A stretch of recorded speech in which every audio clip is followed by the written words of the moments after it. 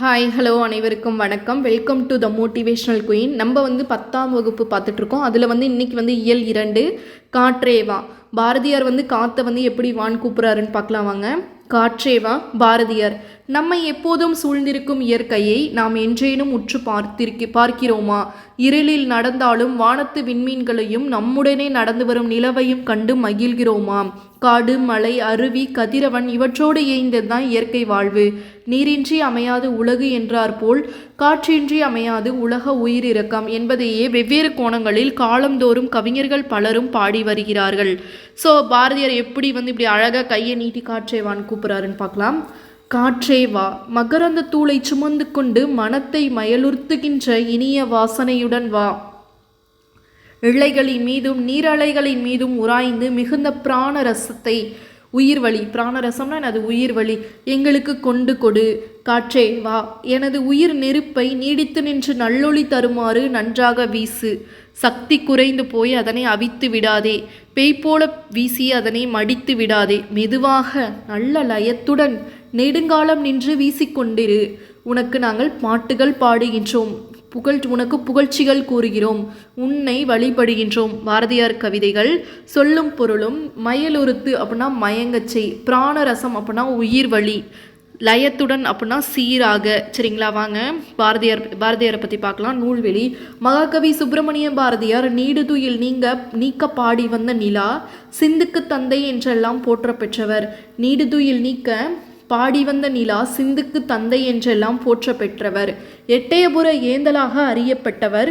கவிஞர், கட்டுரையாளர், கேலி சித்திரம், கருத்துப்படம் ஆகியவற்றை உருவாக்கியவர். சிறுகதை ஆசிரியர், இதழாளர்.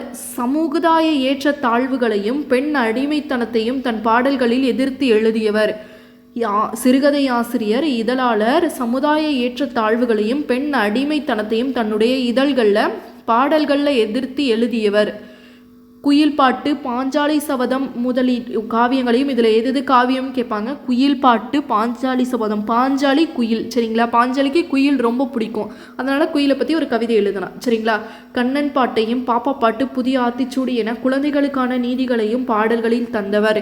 இந்தியா, சுதேசமித்திரன் முதலிய இதழ்களில் ஆசிரியராக பணியாற்றியவர். இந்தியா, சுதேசமித்திரன் முதலிய இதழ்களில் ஆசிரியராக பணியாற்றியவர். பாட்டுக்கொரு புலவன் என பாராட்ட பெற்றவர் பாரதியார்.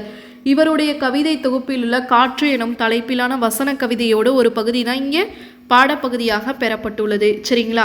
அடுத்தது, உரைநடையும் கவிதையும் இணைந்து யாப்புக்கட்டுகளுக்கு அப்பாற்பட்டு உருவாக்கப்படும் கவிதை வடிவம் தான் வசன கவிதை. அதாவது உரைநடையும் கவிதையும் சேர்ந்து யாப்புக்கட்டுகளுக்கு அப்பாற்பட்டு உருவாக்கக்கூடிய கவிதை வடிவம் தான் எனது வசன கவிதை. ஆங்கிலத்தில் இது ப்ரோஸ் பயிற்சி, அதாவது ஃப்ரீ வேர்ஸ் அப்படின்னு அழைக்கப்படுகிறது. தமிழில் இது பாரதியாரால் அறிமுகப்படுத்தப்பட்டது.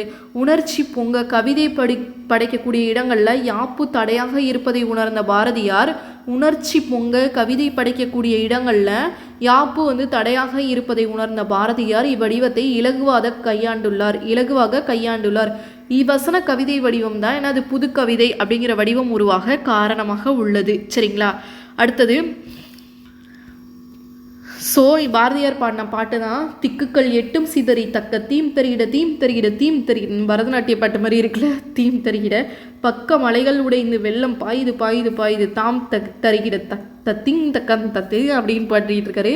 தக்கன் தகிடு தித்தோம் அண்டம் சாயுது சாயுது சாயுது பேய் கொண்டு தக்கையடிக்குது காற்று தக்க தாம் தருகிட தாம் தருகிட தாம் தருகிட தாம் தருகிட. Thank you, thanks to all. Next lesson next ஒரு வீடியோவில் பார்க்கலாம். Thank you, thanks to all.